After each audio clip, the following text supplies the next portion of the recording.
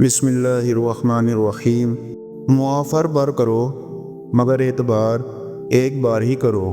غریبوں کے ساتھ بیٹھا کرو تاکہ تم شکر گزار بنو۔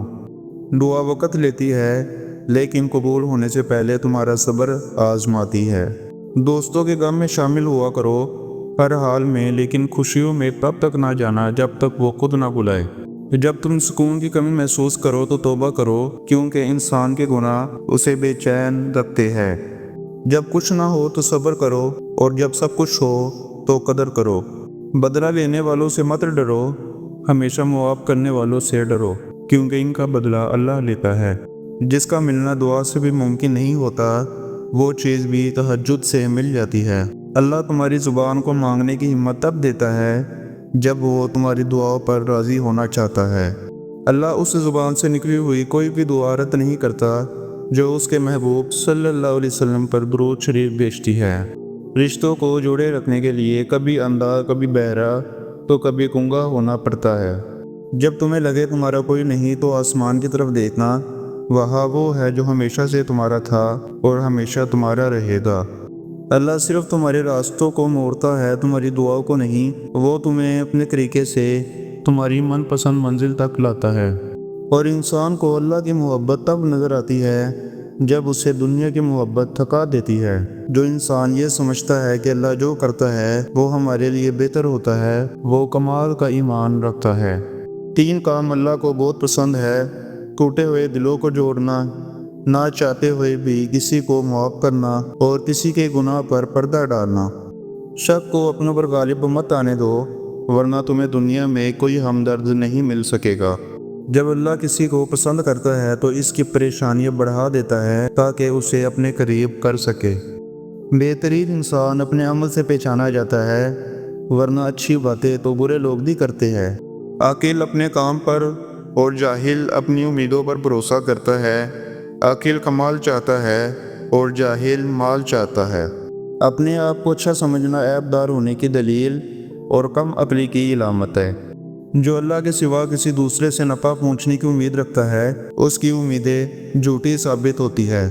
جو شخص اپنے نفس کی حالت سے ناواقف رہتا ہے، وہ اپنی حالت کی اصلاح سے بے نیاز رہتا ہے۔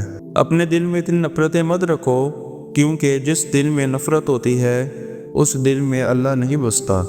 دنیا کی سب سے بہترین، خوبصورت اور حسین نعمتوں میں سے ایک نعمت نماز ہے۔ جو سکون اس میں ہے ویسا سکون اور کہیں نہیں۔ تمہارے ہاتھوں کا اللہ کے روبرو اٹھنا تمہارا نصیب بدل دیتا ہے۔ لوگوں سے یاد کرنے کا شکوہ مت کرو، کیونکہ جو انسان اپنے رب کو بھول سکتا ہے وہ سب کو بھول سکتا ہے۔ اپنے جسم کو ضرورت سے زیادہ نہ سنوارو، اسے تو مٹی میں مل جانا ہے۔ سنوارنا ہے تو اپنی روح کو سنوارو، کیونکہ اسے اللہ کے پاس جانا ہے۔ 4 چیزیں جنت کی طرف بلاتی ہے: صدقہ کو چھپا کر دینا، مصیبت کو چھپانا، والدین کے ساتھ نیکی کرنا، اور لا الہ الا اللہ کہنا۔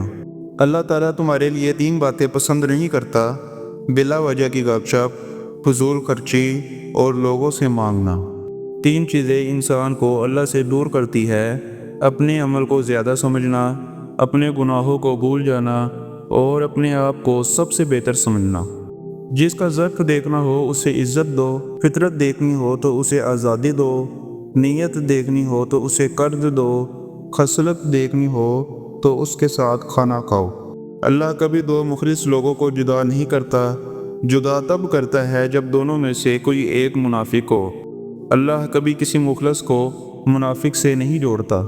جسمانی رشتے مختصر زندگی تک محدود ہوتے ہیں، آخرت میں ہم ان کے ساتھ ہوں گے جن سے روحانی محبت ہوگی۔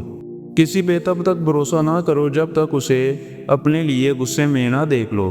مجھے تعجب ہے اس شخص پہ جو اپنی برائیوں کو جانتا ہے لیکن جب اسے برا کہا جائے تو ناراض ہو جاتا ہے۔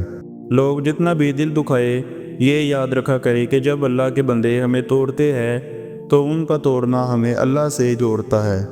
تمہارے درد سے تمہارا رب واقف ہے، وہ چاہتا ہے تم صبر کرو تاکہ اور مضبوط ہو جاؤ۔ تو پیارے ناظرین، اگر تو آپ کو ہماری یہ ویڈیو پسند آئے تو ہماری اس ویڈیو کو زیادہ سے زیادہ لائک اور سبسکرائب کریں تاکہ ہر آنے والی نئی ویڈیو آپ تک وقت پہ پہنچ سکے۔ فی امان اللہ۔